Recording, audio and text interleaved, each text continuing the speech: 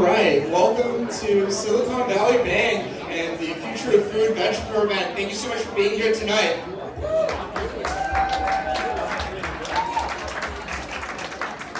It really means a lot. This is our first LA event, and you've made it super special, so thank you so much from the bottom of my heart. So really excited to introduce three excellent speakers who are going to talk about plant-based food with us here tonight. In no particular order, I'll bring them up. Take a seat, we'll get started. First up, Maya French. She's the co-founder of Koia and Happy Pop.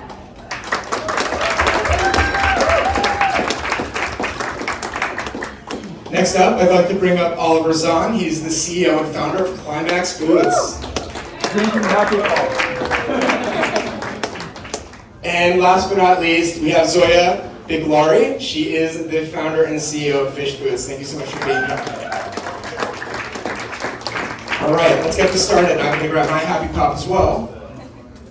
Should I have a Happy Pop? If somebody can get Zoya a Happy Pop. Cheers. All right, let's talk food. So, I'm going to let y'all introduce yourselves, because why come here to hear me speak? So why don't we start with you, Maya, and tell us who you are, what you do, and give some context for people who may not be familiar with your work. Hi everybody, my name is Maya French. I've been in the food and beverage industry for about 10 years now. I know I look very young, but I started my first company, Koia, which is a plant-based protein many of you might know of or need to know of because it's the best tasting plant-based protein, RTD, on the market. I sold that company in 2021 and took a small break, but now I'm running a venture studio and I just launched my second beverage, Happy Pop. Thank you. Hi, I'm Oliver. I grew up in Bavaria, as you can maybe hear. Immigrated to the United States for my PhD work in physics, astrophysics, so that's kind of my background, which I know makes a lot of sense, right, coming from that to food. And basically the connection is data science, so in cosmology, this field in astrophysics where you try to understand the universe at large, you often have to use very novel mathematical and statistical techniques to make sense of the ever-growing data sets that are being created. And in food, we were faced with a similar challenge. We're basically trying to understand plants, which are by far the largest reservoir of edible biomass and edible functional biodiversity, to ideally replace animals through simpler mechanisms, right? We use animals in the food system for the last 10,000 years to convert plants to meats and dairy and eggs, and that is a very inefficient process because animals have evolved to not become meat. So you're kind of finding hundreds of millions of years of evolution by using animals, and it doesn't scale to today. And so what we're trying to discover at Climax, using data science, is better ingredients that can be functionalized to perform like dairy. So we're starting with dairy because it's actually the largest individual chunk you could sort of take out the animal product market if you make a functional milk. And we're starting with cheese because cheese is the hardest thing to get right with dairy. There's some you can taste there. This is not our best blue.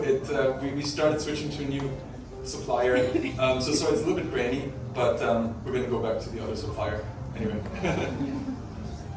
My name's Zoya. I'm not as smart as you. I wish I didn't have to follow that, but I'm the founder of Fysh Foods, the spicy tuna crispy rice in the corner. If you guys had a chance to try, it's a plant-based fish. We have tuna, yellowtail, salmon, all raw fish, and the idea is to be able to add a nice plant-based option to the bites that we love, whether it's sushi, ceviche, poke, lox, you name it.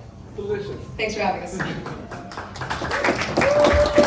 Give it up for our panelists. Am I the only one who's noticing the elevator music? Do we love it or we don't? First of all, give it up for DJ Kai. She did an amazing job tonight. And DJ Kai also knows where the iPad is that is playing this lovely music. Do you mind killing it? It's in the back. Thank you. I appreciate it a lot.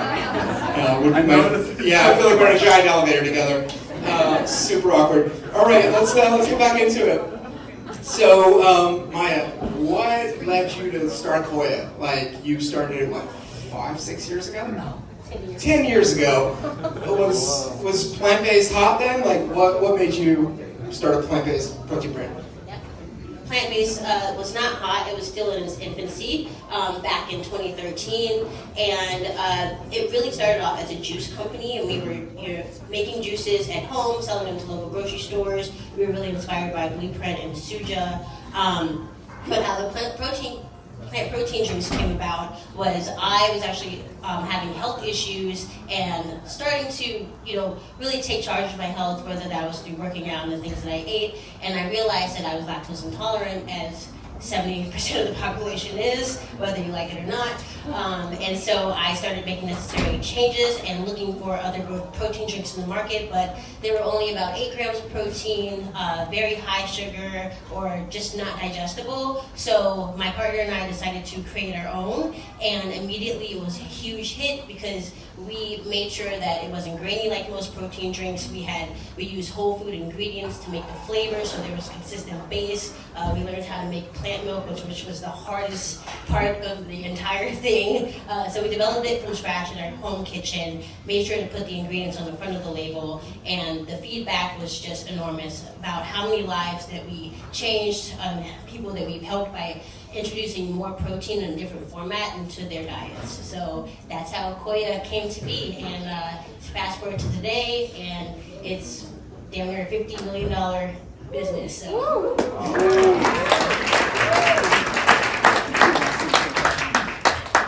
Sure, yeah, so I basically was inspired by the work I did in astrophysics to realize that we live in this unique time in history, right, where the universe has created entities that 13 billion years into its existence that can reflect back on it all, and really didn't have a clue what the universe looked like 100 or even 50 years ago. At the same time, we also live in this time where we have so much responsibility, right? The same technology or the same technological progress that has allowed us to ask these big questions about where did it all come from, where did it all go, has also empowered us to, change the fate of our species and the planet to the very negative, and literally need to, be one of those many species that go extinct at some point. And what's unique about humans, unlike other species, is that we can decide that fate. And that feeling, that responsibility, made me transition out of astrophysics and try to find sort of the best ways to apply myself to solving problems here on Earth.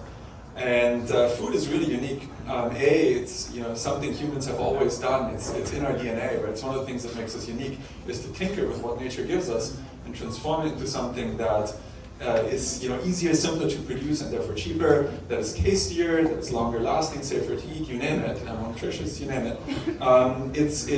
There's also a lot of food inequities, access to food, especially with animals in the food system, right? So many corners need to be cut because animals are so inefficient at making food, because again, we and other animals have now evolved to make food. And so everybody suffers. Humans suffer. In many cases also, we expose people that are sensitive to certain ingredients in the animal products, like lactose and milk proteins, to these foods, and they're heavily subsidized, so what other choices are there, right? And just the desire to also reduce animal suffering on Earth, because it's one of those crazy things that it's obvious to me if humans are still around in 100 years, we'll look back at it and say, whoa, that was really messed up.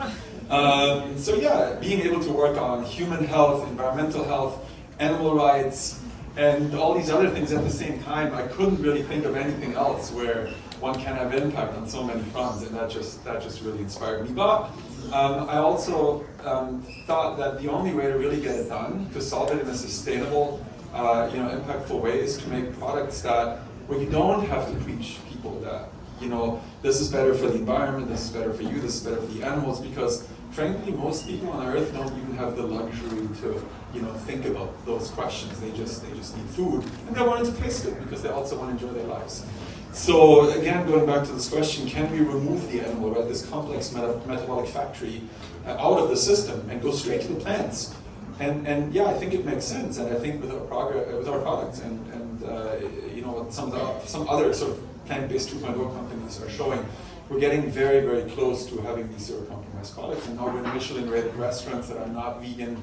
I went to one today, and it's super exciting just to see the reception, even from hardcore conservative, French cheesemakers, Michelin-rated chefs, where you would think they're like, no, I only like it when it comes from my Bavarian ancestors.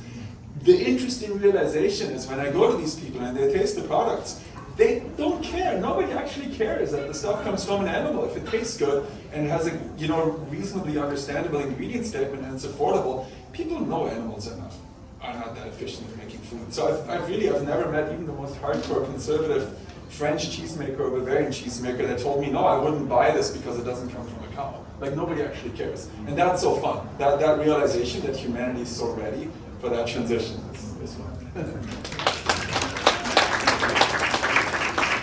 I think that exact scenario that you just described, picture like a back room of a restaurant and like an old Japanese sushi chef and me. And we're just looking at each other and I'm trying to convince them to eat this block of not fish. And they're very skeptical, and then they cut into it and they put it and they turn it into nigiri, and then they try it and they're like, I get it. So it's such a powerful thing to kind of be met with that initial like, way, and then, oh, I understand, and oh, I can make it look like this. So it's been so powerful.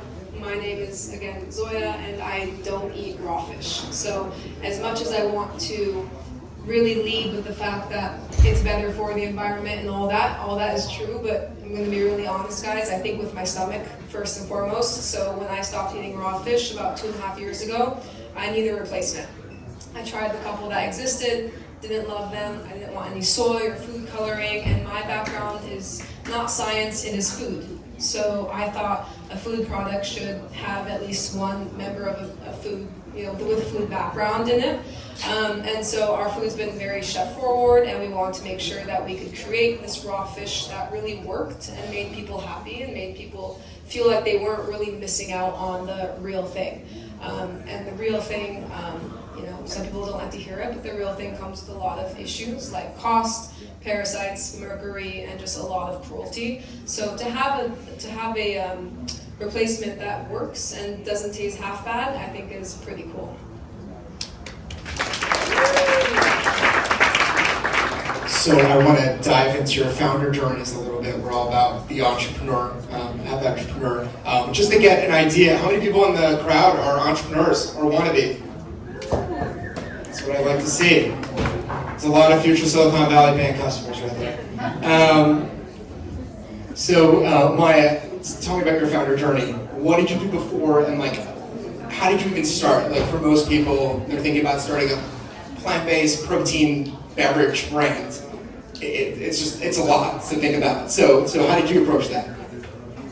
Yeah, I can say I started many times, right? I just start over. But I was in school because I was very young. I was still trying to figure out what I wanted to do with my life, and my partner approached me to start this business because it was something very different. I really didn't think twice. I just thought, hey, maybe I can do school later, but this is an opportunity that I can't miss of starting a company and making an impact in the world.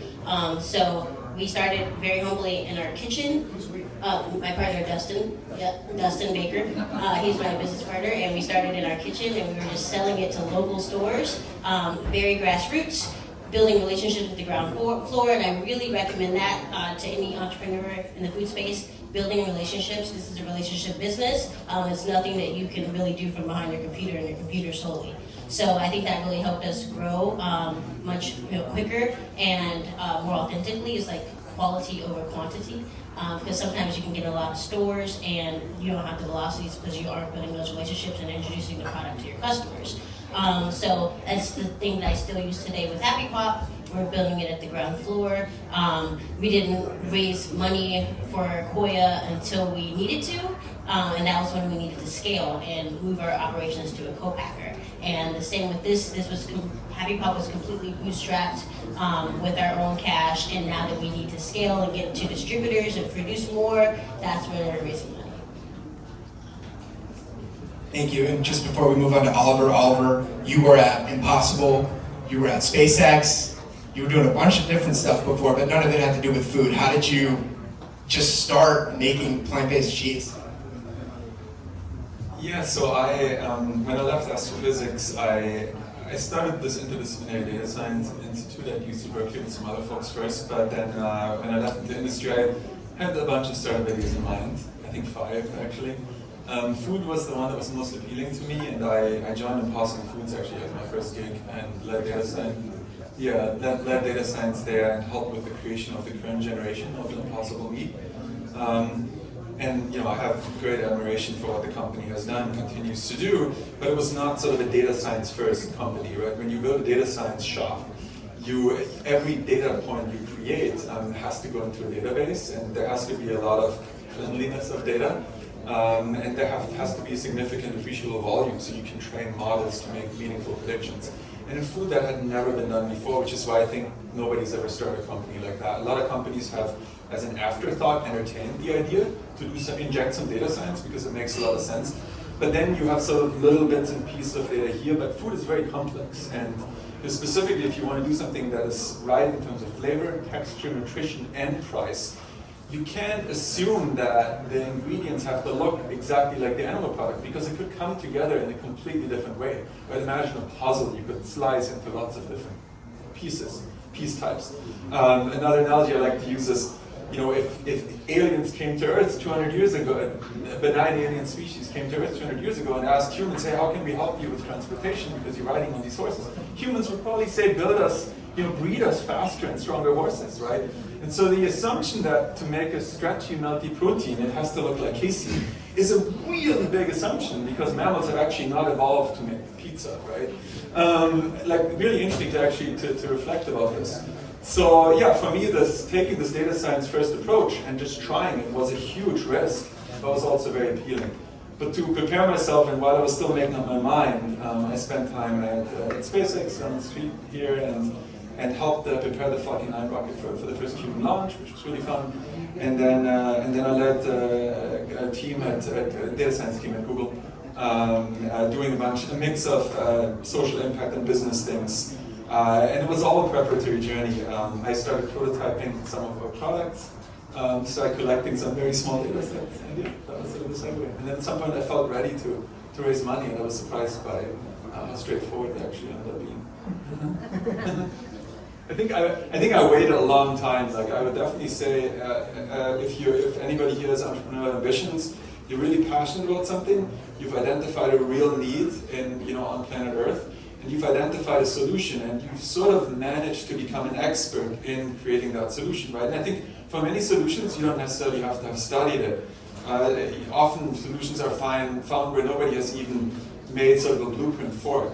So then you can become sort of the expert pretty quickly, in the data science of food. Nobody had done it. Like there were literally no usable data sets on Earth that we could use, except for maybe protein sequences is the only one. But protein sequences themselves are useless if you don't, from the machine learning perspective, if you only have features but you don't have labels, right? You can't build a machine learning system. So if you have those, if those three things are true, and maybe you also have a cool co-founder, I would really encourage you to go for it and try to raise funding. Maybe not right now, but I'm sort of joking. It's a pretty bad market right now for raising funding. But in a few months when investors change their minds again about the space, I have a lot to say about that later, but I think it's a later question. My background's not in food necessarily, but always this goal to make the world just like 0.001% better. So it was always social enterprise. I spent most of my 20s starting a company, helping start a company called Listen. It was actually a consumer electronics brand where we sold headphones to some of the biggest companies in the world, like On Air for Delta Airlines, and then we donated proceeds to buy hearing aids for kids who need them around the world. So I actually traveled all of my 20s helping kids hear for the first time, and I think that kind of changed my perception of what people need and what makes people happy and what makes people feel very included.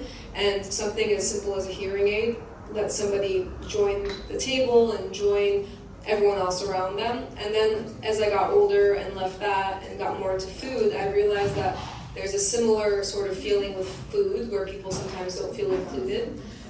If you're vegan, if you don't eat X, Y, and Z, and you're at a table and all they have for you, in this example at a sushi restaurant, is an avocado roll, you deserve more than an avocado roll. I've always thought that, right? So it means a lot for people to feel included. So even though it may seem like a small thing, like vegan fish, it's a much bigger thing, because then you get to participate and feel included in these celebratory dinners and just feel like you're part of the game. So that actually goes a long way. So I think the whole line for me is just trying to help people feel like they belong and they're included, and this time it came around by food. So going a little bit more into the founder journey, and then we'll get to the more macro market conversation that I'm also looking forward to. I like to ask this question because it usually evokes some kind of cool story or funny story. Well, what's the scrappiest thing you've done building your business? And if you need a minute, let me know. But the scrappiest thing that most people wouldn't think of, because a lot of people think building a business is sexy, and I assume you've had a lot of unsexy moments.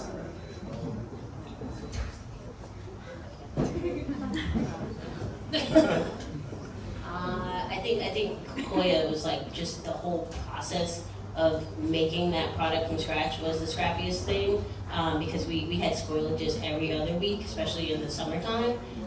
There were times where we were trying to figure out how to heat milk and pasteurize milk by using a 50-gallon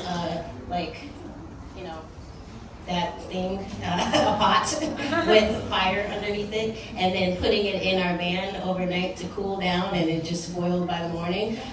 So we basically cut every corner that we could, did everything to try to make the product stable, and then realized that we had to change our processing method. That was the only thing, we couldn't do HPP. We couldn't do HPP anymore, which is using juice, the high pressure pasteurization, because it helps you keep most of the nutrients in the product, and we wanted it to be as fresh as possible, but we had to end up going over to UHT and raising a bunch of money to do so. So that's my scrappy story of just basically doing everything that we can to produce something that's never been made before.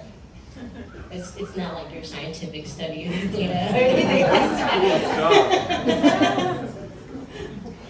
that. Well, yeah, that's a good question. There's so many scrappy things, and I can't emphasize enough how I'm accompanied by this brilliant team of 30 people at Climax. That is, I've worked with lots of brilliant teams, but this is like the most driven and a brilliant team I've ever worked with. And there were lots of scrappy things there. I guess starting chronologically, I'm trying to think. Yeah, this is scrappy. A lot of founders talk about how they developed, they've developed the first prototype in their parents' house garage or in their own garage.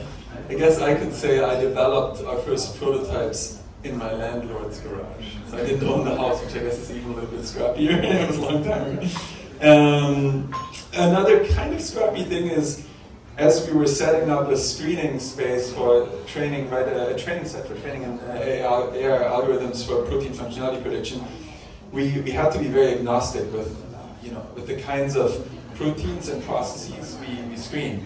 And new food scientists who had joined the company didn't know that our internal units were European or not American. Our internal units were metric and not imperial. And so he screened at essentially the wrong temperature. Screened the denaturation of a protein type at the wrong temperature, and that ended up being exactly the right temperature for discovering this melty, stretchy protein that behaves like casein. And it was cool because we would have honestly, I call it sort of deserved luck. Like if we would have done the hardcore machine learning training and then predicting, it would have probably taken us 2 years or so to discover this, but we discovered it in the first month. I don't know if this counts as scrappy. That's a much cooler scrappy story than mine. Mine was very similar of like just literally putting things together in the kitchen and trying to mimic the colors of real meat using actual powderized vegetables and spices, and what combination of turmeric and carrot comes out to the exact right salmon color, and how do you smoke it. Having a food background helps, but there was no money for a food scientist, so you're looking at the food scientist. So it was very scrappy. It's still very scrappy. We're only a year old, so a lot of the things that we do are very scrappy, but I don't think of it as scrappy. I just think of it as it is what it is, and that's how we do it. Thank you for those answers. How did you approach fundraising? We're obviously in a really fun time. Fundraising has been quite challenging for those who aren't in that space right now. How did you fundraise for Koia, and now even for Happy Pop? How are you approaching it, and for your venture studio? definitely. Koia was very different because again we had really good margins in the beginning. We were selling the product for like $7.99. It was insane. It's like ridiculous that anybody would even pay that much for it. But we were able to put that money back into the business, and then actually our investors found us on shelf. They were just fans of the product, reached out to us via email and asked to invest. I think one of the most exciting emails that we had got was from the CEO of Lifeway one day asking to acquire a company after like 2 years. So it's just like great stories like that, and just finding people who just really resonated with the brand. So we were very lucky. And then we did a ton of work to get into Whole Foods and ended up getting national in Whole Foods in 2016. And then we hired a CEO who went out and raised $7.5 million in a matter of 2 years. So it took 2 years to do that, but we were an official business then by having it raise a Series A. For Happy Pop, this is all self-funded. Anything in my venture studio is pretty much self-funded until we have to raise money, or just a really healthy margin company. Beverage is not a healthy margin company. So right now, as the landscape is a little tough, I think as I'm telling people that I coach and also taking my own advice, reach out to friends and family, people who are, if it's a plant-based product, people who are really into plant-based, huge advocates, high net worth individuals, family offices, reach out to your banks to see who can lend SBA loans, everything that's out there, because VCs are really just looking for profitable companies that have proof of concept. And so if you're too early to show proof of concept, you definitely have to be scrappy within your own network, or go out to networking events like these and meet people who are also actively investing in the space. Cool advice. What can I add to that? Yeah, I think for us initially it was, I think what convinced investors is that nobody had really tried what we were trying before, sort of systematically mining the plant kingdom and using AI to augment the human sort of innovative capability. And having some proof of principles already, having, I think, arguably better cheese already when we started than most of the things in the market, and more nutritious and so on. And sort of also the prospect of good COGS was really appealing. And that is what we're starting to raise now, doubling down on. We've started working with dairy manufacturers because our functional milk can actually be used in traditional dairy cheese manufacturing techniques, and so it's extremely capex lean. We don't need to build a factory to make cheese or another dairy product, and we already struck one. We've announced one big partnership, and there's other partnerships in the making that we'll hopefully announce in the next 3 months. Where we can essentially leverage the manufacturing capability, the packaging, the distribution, and the branding and marketing of another company, so we don't have to do it all ourselves. We can focus on our core strength, which is ingredient discovery and formulation intelligence.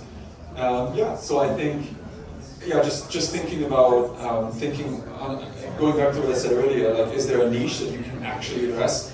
In the case of replacing animal products, it has to mean that you preserve most of that 10x advantage that you have when you start with plants compared to animals, right? Animals essentially waste. I mean, they live hopefully good lives, but mostly they don't. 90% of the calories go to just keeping the organism alive. So you start with a 10x competitive advantage when you build a plant-based business, but then you lose some of that advantage, just like the animal loses some of the advantages you process the plants. So to make a convincing sort of back of the envelope calculation, or maybe something more complicated, to convince yourself, can you actually preserve enough of this advantage to economically still come out ahead of the animal is important, and especially now in this economy. I haven't raised any money for Fysh Foods. I am my own investor. So what I did was, first I burned through my life savings. Then after that I realized, well, I'm in trouble because I don't have money and I don't have anyone to market. So I feel like I need money and I need some marketing. So then I turned myself into a food influencer. So I solved that issue for myself, where I now fund my entire company through brand deals that I get through being a food influencer. And I have now over 500,000 people at my disposal who are interested in the product. So I kind of just went at it that way. So my bootstrapping has been gnarly. It's been very, very strange. That being said, We are growing very quickly, so we probably will do our first raise soon. There's a lot of issues with, and some spooky things with VC funding. I was reading the stats. I'm not, too much. I'm not really into gambling. I don't know about stats that well, but I do know that only 2% of VC funding goes towards women. I was like, well, 2% is not that bad. And they're like, no, if you're a woman of color, it's only 1%. And I was like, oh, okay, well, 1% is not that bad. They're like, oh, if you're also gay, it's less. And I was like, oh, I'm really screwed. So, my chances are not the best, so I was just figuring out alternate methods. But that being said, even 0.5% those are some good odds. So we will try pretty soon next year. Amazing. Thank you for sharing. Let's talk about the plant-based market in general. Are we in trouble? We're seeing a lot of reports that sales are stagnating or declining. Beyond Meat, which is sort of the category leader, at least in the plant protein space, publicly is not doing the best. Oatly, which is sort of the dairy leader, at least publicly, is also struggling. Dairy is still growing, plant-based milks and cheeses and yogurts. But otherwise, we've taken a little bit of a hit. Can you maybe speak on, some of the market forces you're seeing at play and what your prediction is for the next couple quarters, maybe years? Okay, so I would speak from a consumer standpoint, and why I personally think that, maybe like Beyond Meat and companies like that are seeing a decline. I think it comes down to mainstream consumer trust in these products. When something seems so scientifically formulated, people are suspicious of it. What are the long-term effects on my body?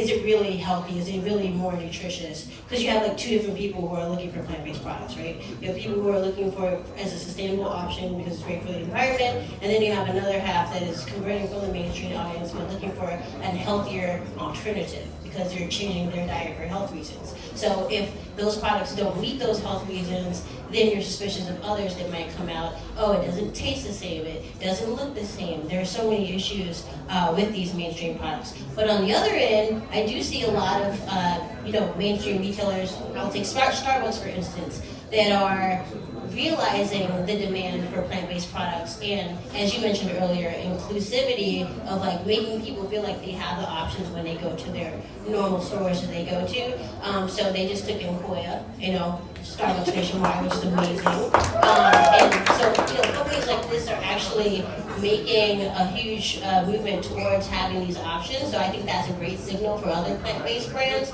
But I think all in all, what we need to do as an industry is kind of go back to the basics, and it's how can we create alternatives using real food and real crops, and then also too is how can we create more sustainable options, even through regenerative products, which we don't see too many of, but that is the future of food because we need biodiversity, correct? So it's how are we working together with scientists and farmers to create better solutions, and then bringing more trust to the mainstream audience.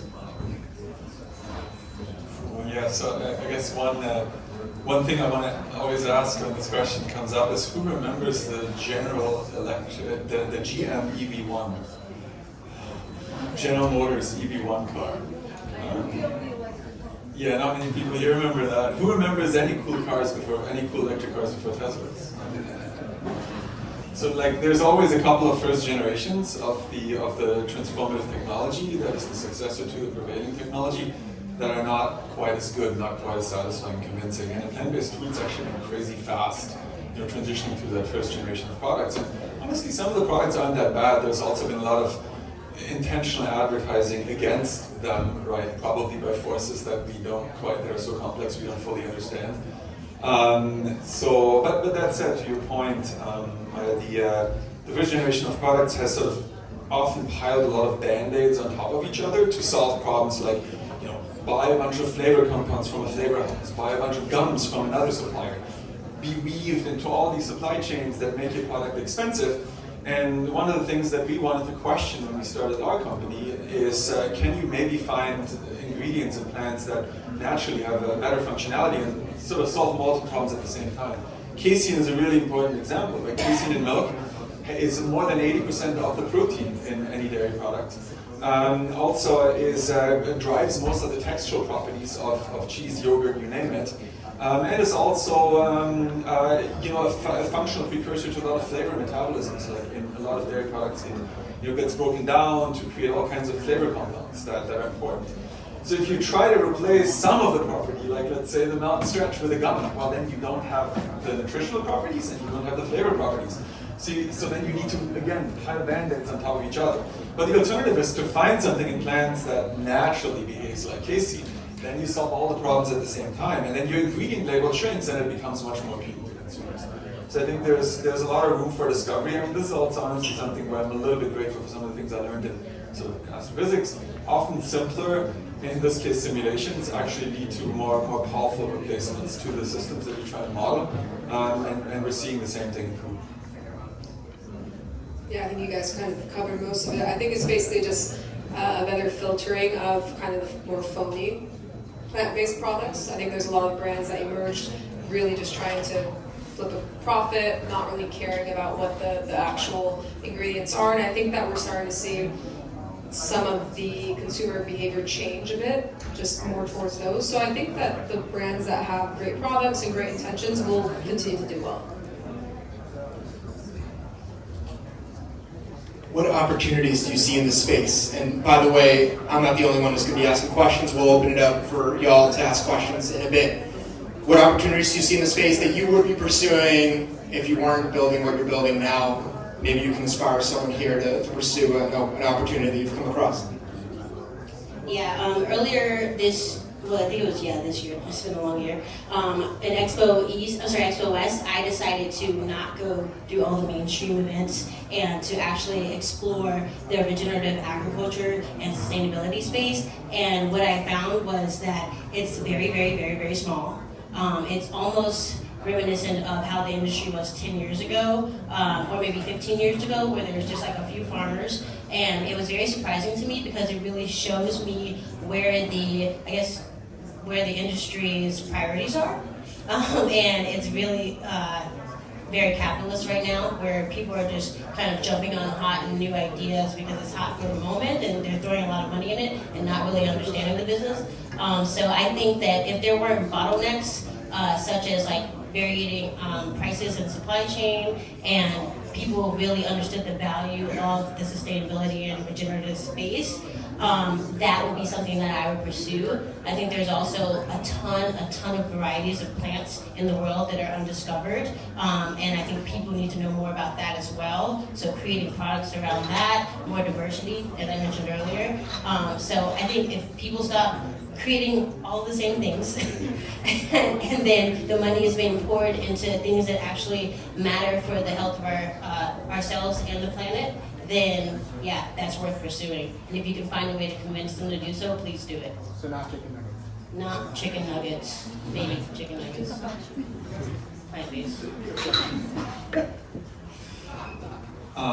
Yeah, I want to actually add one thing too. I mean, so segueing into this question to what you asked before, I think it's important to remember that animals in the food system are actually probably the oldest and most outdated technology we still use on Earth.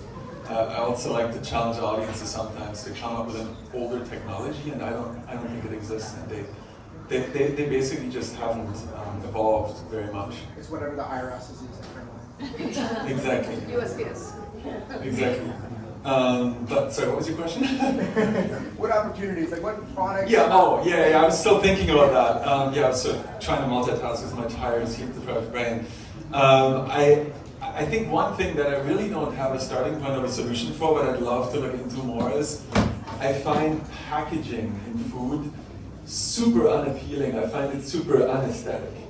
It sort of takes the beauty away from food, and there's so much packaging today. Like I like shopping at Trader Joe's, for instance, and I like a lot about that business, and apparently it treats their employees fairly well as well, but I don't want to make objective claims about that, but the amount of packaging is just, it's repulsive. And I'd love to work on, it's just sort of not in line with sort of human culinary traditions where you're not supposed to produce so much waste. I'd love to think of it like Tetra Pak, for instance, right? Amazing amount of greenwashing, right? Everybody thinks when they buy a Tetra Pak instead of a plastic bottle, it's actually better for the environment. but over 90% of all Tetra Paks in the United States are not recycled. Unlike plastic bottles, where the percentage is higher, I think it's like 20-30%. So yeah, if I had sort of 6 or 7 clones of myself, that is one of the things I would look into. To piggyback off that, basically shipping, better alternatives for shipping and shipping materials, like the same sort of boat. It's so wasteful. As someone that receives a lot of packages from different food brands every single day, it is insane what our house looks like, what PR packages look like. I mean, it's really problematic. There has to be a better solution that still looks appealing without sending, these boxes that never go anywhere. So just better packaging overall. I know there's some cool stuff going on, like I know there's like plastic being made from different things, but they're so expensive that it's impossible. Like we wanted to use one, but it was more expensive than the product for a bag. So I think that's really important. I have 2 more questions for each of you, but the next round is specific. So I'll start with you, Zoya. You have a really good pulse with you said 500,000 people at your disposal on like what consumers want. You're like dead center in the food world. What do they want? Are you reaching mostly like Gen Z, millennials? Like what are they looking for? What are their attitudes toward plant-based? I know there's been a huge misinformation war waged by Animal Ag recently that has to be countered. But what are you seeing? What are you feeling? What's your reaction to Fysh Foods? And any insight is super appreciated. I'm not cool enough to have like the lead of Gen Z, so I'm more millennial since that's what I am, but we do have quite a bit of Gen Z followers. Overall, it's really positive, but it is so interesting when you're a plant-based. I'm not a full vegan, I'm mostly vegetarian, but it's so interesting when you launch any sort of plant-based product. There's just so many comments where people just want to argue. Or I was doing sampling in Erewhon. Our first account was Erewhon in the sushi department, and we were just giving out samples, just me. And this guy came up and he was like, he made a really ridiculous comment about how I was trying to trick people into eating fake meat as opposed to real meat. Turns out he's like some like carnivore dude, and I was like, cool, you should maybe eat some plants, you look crazy. It was this interesting thing, but there's versions of him online that I kind of run into all the time where people are just like, eat meat, and I'm like, bro, maybe eat less meat, I don't know, like take a walk, touch grass. It's the landscape though, that exact thing applies to everything. That's not food specific. That's anytime you introduce any idea that's different than what people are used to, you will have that sort of reaction. You get that just being a queer creator as well. So you just can't take it to heart. I just focus on the 80% of people who are super excited for something that they've been waiting for. 2 days, we launched a year ago, but 2 days ago we launched our first little package of spicy tuna. If you guys tried the bites, it's basically what's on top of it, and we sold out of our entire inventory in 1 day, just to the West Coast. So it's pretty cool. People have been wanting a product like that, and when you have the reach, people are ready for it. I have two for you. One is, can you share the ingredients of the cheese that we tried tonight, or at least some of them? And then 2, I believe you worked closely with Elon Musk at SpaceX before he lost his mind. Did you ever discuss food with him? That from me, that introduction. Yeah. Right. Yeah, Dominique Krenz, the wine help. No, I'm just kidding. But did you ever discuss like food systems with him, vegetarianism, veganism? Did he comment on that? Yeah, he grew up in South Africa, so it's a very meat-heavy culture. That is, I think there's a huge bias. It's not something that he is very open-minded to yet. But the SpaceX cafeteria has good vegan options, so I guess there's enough people there on the staff, and it's it's actually a pretty non-hierarchically run company. I mean, everybody sort of reveres him, and it's actually surprising. Everybody fears and reveres him, So what was the other question? So It's about the ingredients. Yeah, the ingredients. Yeah, so what we often find is that the best ingredients to replace an animal products are not something crazy you have to look for in the Amazon or in some desert, some blossom or some cactus. But often these ingredients are hidden in plain sight and are very widely, very abundant. Sort of the 100 or so most used plants contain most of the ingredients you really need. But the ingredients intrinsically are not very functionally sort of able to replicate the functionalities of a target. And you need to apply simple modifications to them, and then you can all of a sudden tweak. So from the machine learning perspective, it makes it more complicated, but also more exciting for people that sort of like to work on complicated things. Because you don't just screen the intrinsic functionality, but also after sort of one or two simple, ideally physical, non-chemical modification steps, because those are food safe, organic certifiable, and so on, and usually also more scalable and cheaper. But then still within like varieties of beans, for instance, you might find a variety of a lima bean that actually maybe has higher yield because the variety that is bred for today's consumption has been optimized for a lot of flavor and or seed, right? It might have been bred for a lot of color and flavor expression. Those are exactly the things we don't want. So we go back to a more ancient variety that actually has higher yield and can be within 1 or 2 growing seasons grown on a very large scale. And there's plenty of farmland available to make this transition because a lot of farmers grow a lot of crops to feed animals, right? Over 80% of all plants on Earth are grown to feed animals for food, which produce less than 20% of the calories. When people talk about, oh, the Amazon, I mean, most of you probably know this, right? The Amazon is being eroded to grow soybeans, but that's not for tofu, right? It's to feed cows. So often you can actually partner with farmers and pay them more. This is the beauty about, so my conviction is this new food system will be better for everybody in every way. It will be better tasting, it will be more nutritious, better for the planet, much better for the farmers.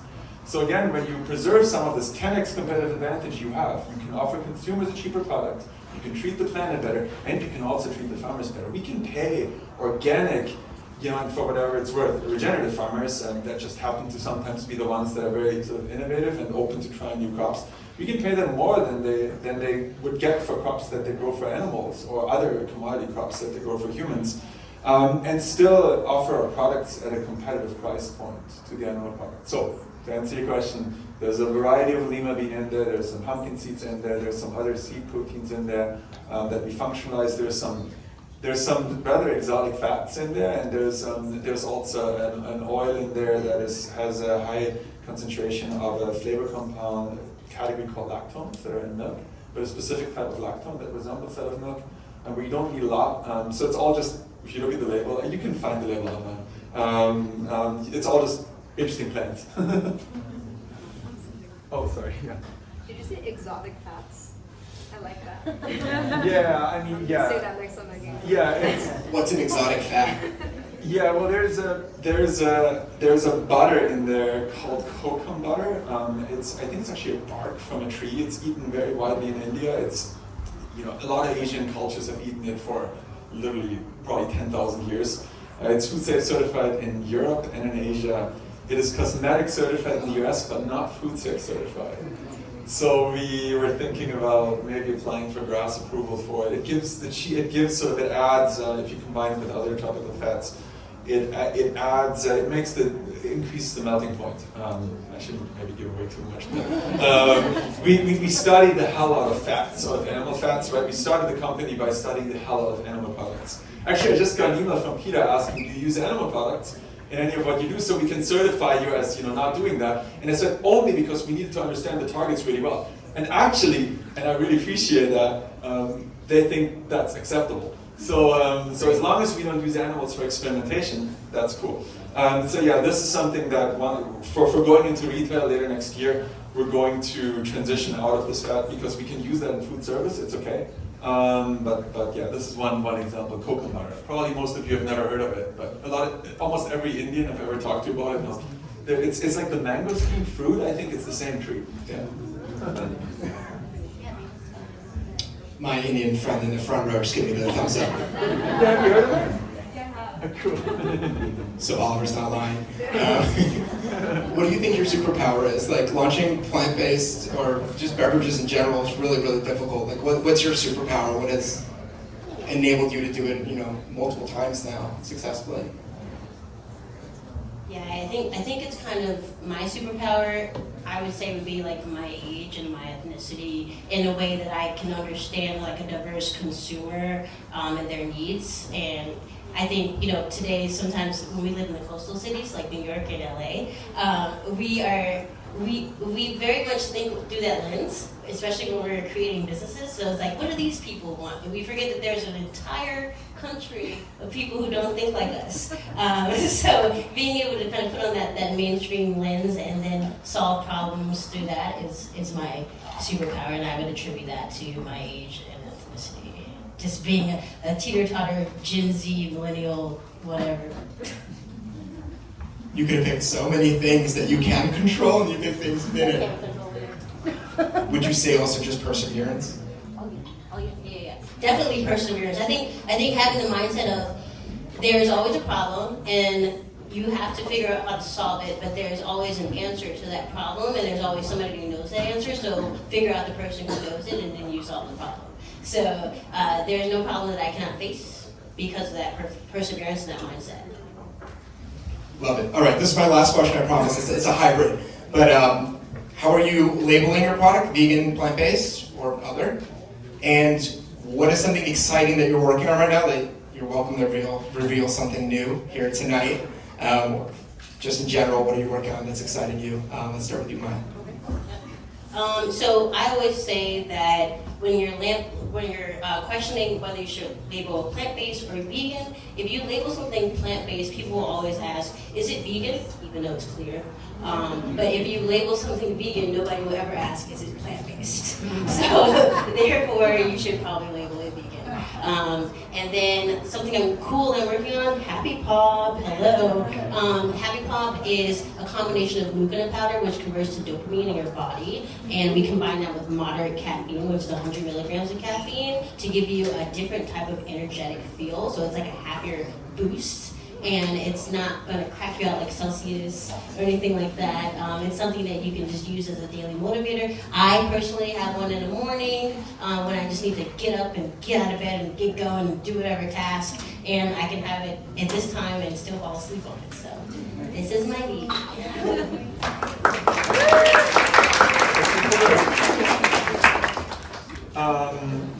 Yeah, so from the labeling perspective, I guess I kind of like, as a vegan, I like vegan better than plant-based, but what I actually kind of prefer is sort of this, and I'm trying to think of a way to introduce that, maybe some of you have ideas, is to remind consumers of the reality that plant and single-celled organism, meaning biomass, microorganism nutrition, is primary nutrition, and everything that you eat from animals is sort of secondary protein, right? It's metabolized, processed protein. Plant protein is unprocessed, primary protein.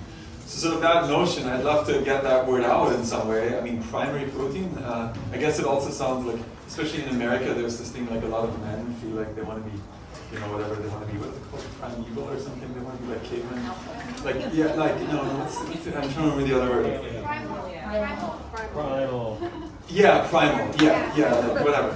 So like that, like maybe it can remind, also this sort of demographic that has self-esteem issues, like a little bit of, this is like, I mean, soy, like I have this huge, like don't get me started on the whole like soy, I mean, I have people that actually have soy allergies, but like this whole soy thing and phytoestrogens,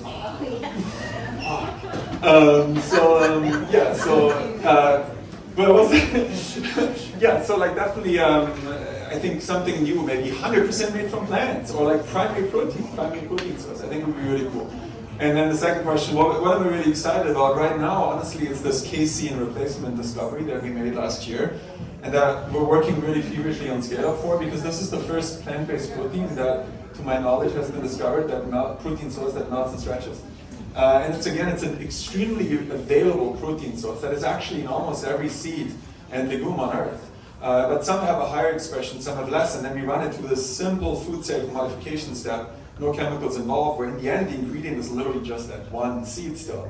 And so we're screening the plant kingdom right now for seeds that have a larger amount of expression and cleaner expression, and want to get to a much lower price point than dairy. And I think this is from the R&D front, it's going to consume a lot of sort of the next 6 months. And then hopefully we'll have a proof of principle that we can scale the hell out of it. The US mozzarella and cheddar and other hard cheese market combined is over 50 billion. And the beauty about food is that, this is actually really cool. Another thing that's cool about food I didn't mention earlier, there's very few areas where the amount of impact is inseparable from the amount of money you can make in it, right? So you can build a very sustainable, not just environmentally, but as a business, a very sustainable business by just doing the right thing. And this is a really good example of, you know, only if we can make it cheaply enough and it can really taste really convincingly, and this is again the only, you know, vegan melty, stretchy pizza cheese that we've developed. That unfortunately I couldn't demo today, it would have been too complicated with oven and everything needed, but next time. That melts and stretches and behaves much more like real cow cheese. You really can't distinguish it. Nobody's ever even can distinguish it. So super excited about scaling the production of that. Can I try it on the pizza down in France? Yeah, I think it was a prototype, yeah. We use both terms interchangeably to whatever kind of just works better. Sometimes plant-based, sometimes vegan. I don't really care whatever floats your boat, basically. You know, sometimes people don't like the V word because it like freaks them out. So I'm like, no, it's plant-based, relax, caveman. But something I'm really excited about is, like I mentioned 2 days ago, we just launched our first little online retail product. That's spicy tuna. It is restocked now, and that ships to the entire West Coast. And the last thing I'm excited about is all of you guys being here and just like the interest that people have in this space. I think that's so cool. Just take time. So thank you, Noah, for doing this. Thank you, both of you, for the great information, and thanks to everyone for being here. Thank you, Zoya. Appreciate it. All right, we're opening it up for questions. I bet there's a bunch, so. Hey guys, my name is Mario. I had a question for Zoya about social media. So I feel like all the different social media platforms are evolving the way that they're trying to sell to people. Like, I don't know if you guys are on it, you've seen like TikTok Shop is all over. They're doing the most insane deals where she just bought some salt for like a penny. I'm curious if you're seeing the best conversions from any of these new platforms and which one you're most excited about. I saw a statistic that predicted that Gen Z is going to be doing like 42% of their holiday shopping on TikTok Shop. Granted, I don't know how much Gen Z is actually buying anything. I don't know where they're getting their money. But I'm curious where you guys are seeing the most conversions through social media. For us, basically, it's. Can you guys just hear me if I yell or should I? Oh my goodness. Drama. TikTok Shop like scares me in my sleep. I feel like I'm always like you're watching a video and you're excited, and all of a sudden like in my TikTok Shop, I'm like, oh. Yeah, my girlfriend also just bought something for like 20 cents. What did you buy? Like some weird camera stands? Yeah. Yeah, it was. My background. I mean, but that also is concerning because things don't cost 1 cent or 20 cents. So how is this happening? So like it's just like a dab grab. I don't know. We don't sell anything on there yet. We basically are just making fans online through the content that we're making. Like, look at this new vegan sushi, whatever, look at this, and then kind of converting the fans into like, okay, now watch this video, and this is the website you go to, and you can just buy it from like a real distributor. So I don't know, to be honest. I saw some stats on that too, and I see it everywhere, but I'm trying to be kind of more on the responsible end of it too, where it's like, I want to get the thing that's like 5 cents too, but it's like, I'm worried because where does that come from? And like, at what cost does that really like, hit us? So I'm nervous. I don't really know. I'm just kind of scared. It is a cool camera stand, though, to be honest, what my girlfriend got for 20 cents. So I don't know. There's a lot of opportunity on there. I think eventually we'll try it out. And honestly, if you guys would like, maybe my girlfriend can answer this better because she's way bigger on social media than I am and has been for the past 10 years. So she would probably be the better resource. Now, you want to answer? I don't have much to say, but hi. I'm Alex. I'm Zoya's partner, and also I was a cooking video producer at BuzzFeed Tasty.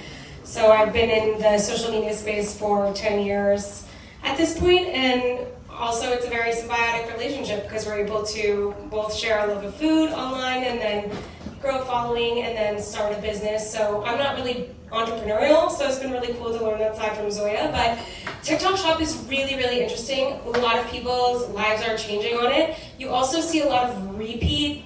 You're kind of talking about like people kind of pop up the same thing. So you'll see someone pop off and make freeze-dried candy, and then there's like 100 people making freeze-dried candy, which is such a random thing to make, but like you'll start just seeing so many copycats. Same thing with like pickles, pickle packages, pickle chamoy pickles. But I think that's just a testament to that it is working for people. And I know that there are these kind of like concerning numbers, but I think it's because TikTok is like so whenever a social media platform launches something that they want to push, i.e. Reels on Instagram, they're going to be putting so much power behind it. So whenever something like that launches, it's really great to get in early, because that's when there's going to be the most power behind it. So when I started making Reels, when Reels first launched on Instagram, I grew 100K followers in a month, because they were just pushing out the Reels. They've cooled that down because it's like now kind of old.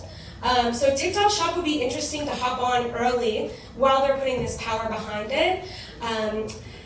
It gets a little trickier with something that we're selling, like that needs to be on ice, all those things with packaging. But you know, there was also, before TikTok Shop, there was a really interesting case of this woman who made a pink sauce.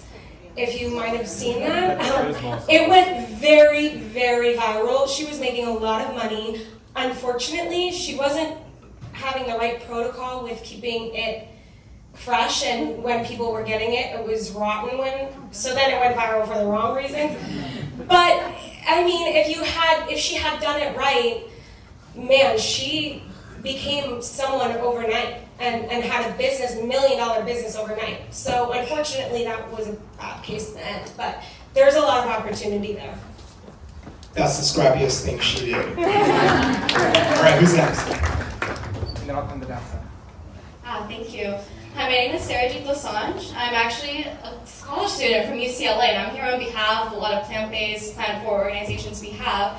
And I'm hearing a lot of talk today about the future of food, and also on Gen Z. And my question to the panelists is, how do you see students out here at these like high-level college institutions that are very interested in business, technology, finance? How do you see us factoring in these very impactful careers that you guys are talking about, these opportunities, these spaces?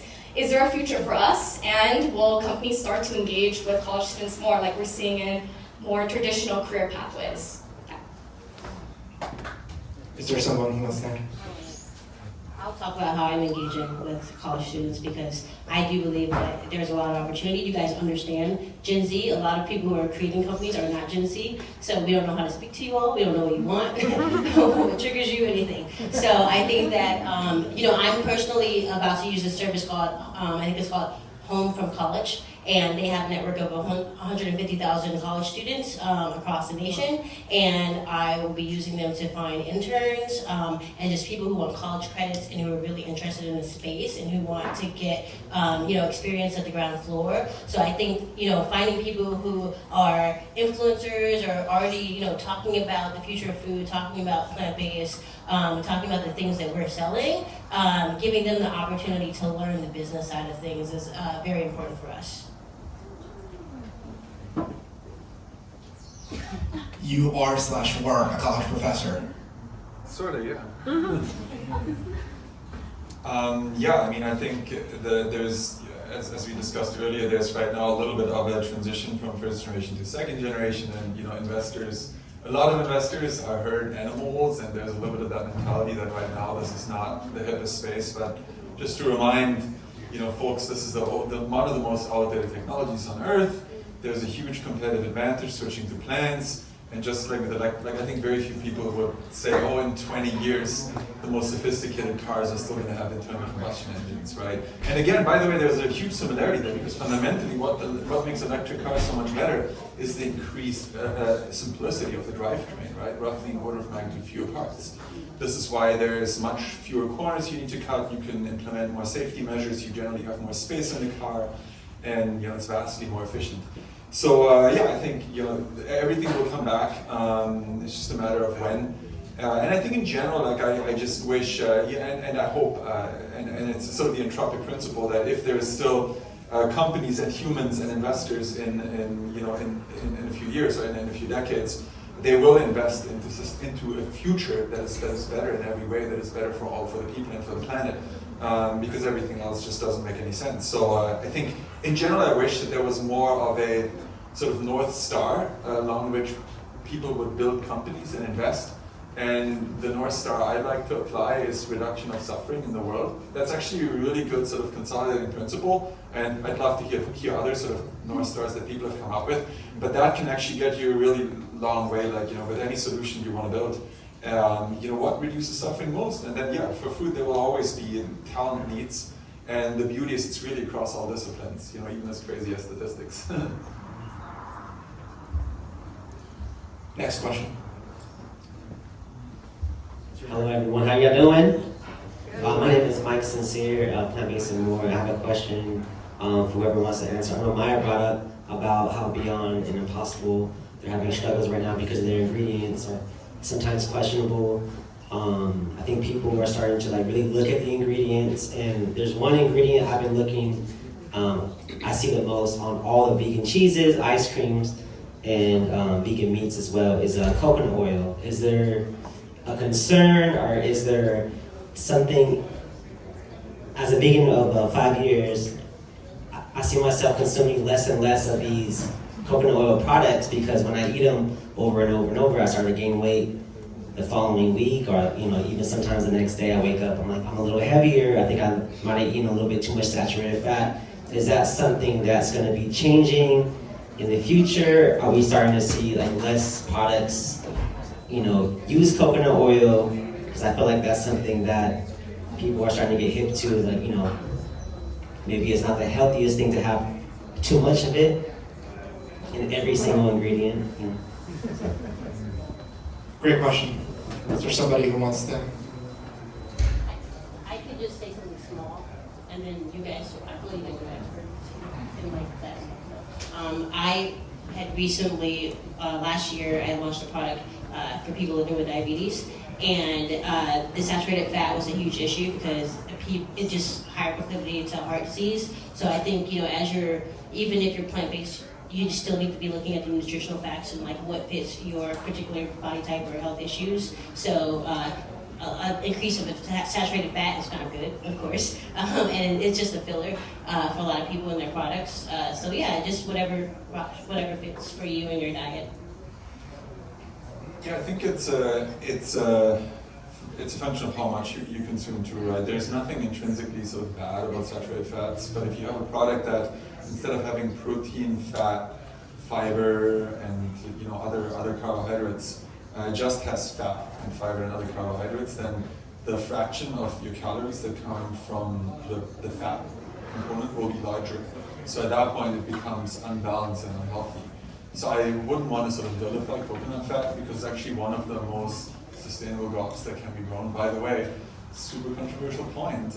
Palm oil intrinsically is also a very sustainable crop, because per acre you can actually grow a very large amount, and it grows very well in mixed crops. But because humans are very ravenous species, we exploited that fact to grow these huge monocultures and destroy a lot of native forests and mixed culture systems and biospheres. So I think it's all in the diversity of the ingredients. From the food functionality perspective, coconut fat alone is not very good at replicating animal fats. The saturated fat component helps, but there's better choices that can also be grown fairly sustainably. We don't really use it, so. Okay, go ahead. You've been an amazing audience. Can we take a couple more? Yes? Thank you. You've been patient. Let's do some in the back.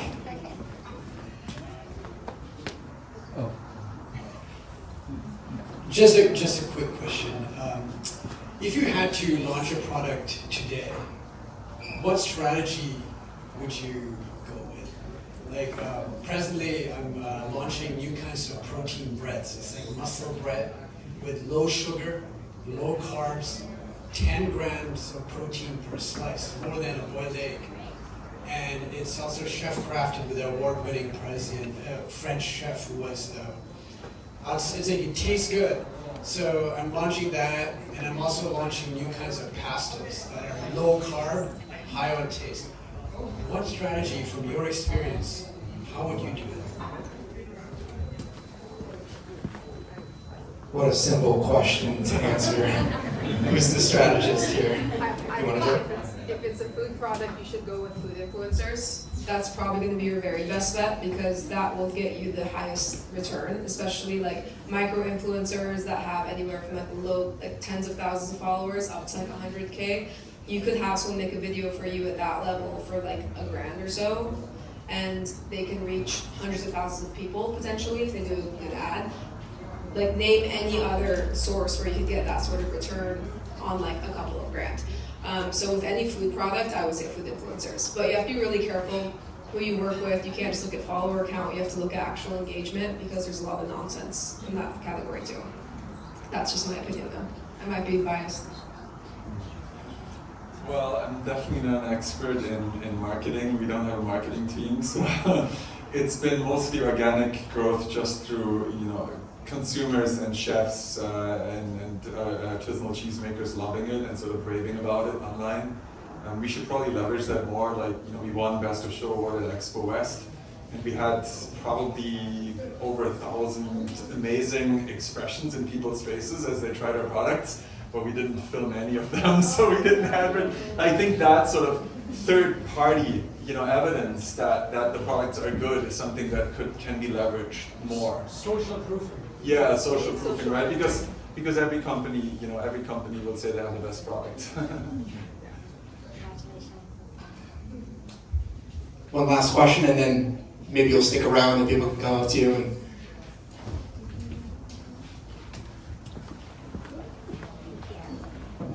Thank you. Hi, my name is Jessica Castellano. I have a startup called Miyuki Foods, and I'm UKE. We're launching the world's first quinoa plant-based milk. Really excited to do that in January, and there's been so many thoughts about how when we launch.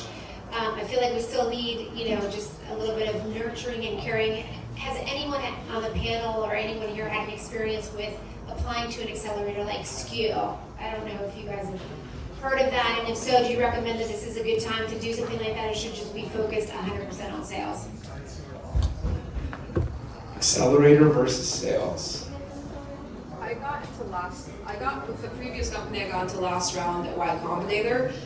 It was a monumental task to even get to that point. So, and it's hard to tell what would have happened. This was also January, February of 2020. So even if we hadn't gotten in, disaster would have struck a month and a half later. But they've worked really well for a lot of people. So if you can get to the right one, then go for it. But yeah, that's kind of my experience.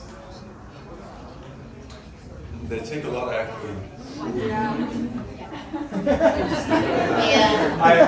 We did not go through an accelerator, but we raised much more money at a much better location.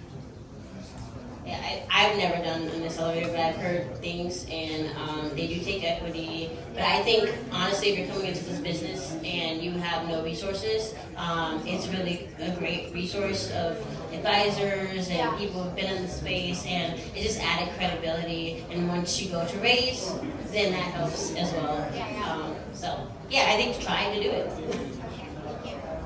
Just 2 resources on our website that help the last 2 people who ask questions. For you, we have a list of a bunch of funds and accelerators that help plant-based businesses, so check that out if you go to resources on our website. And then we're also building right now our vegan creator database. So if you're a vegan creator or know some, let's get them on there, because we might make it easier for new brands launching to work with influencers of all sizes to get their products out there. Thank you so much for this incredible conversation.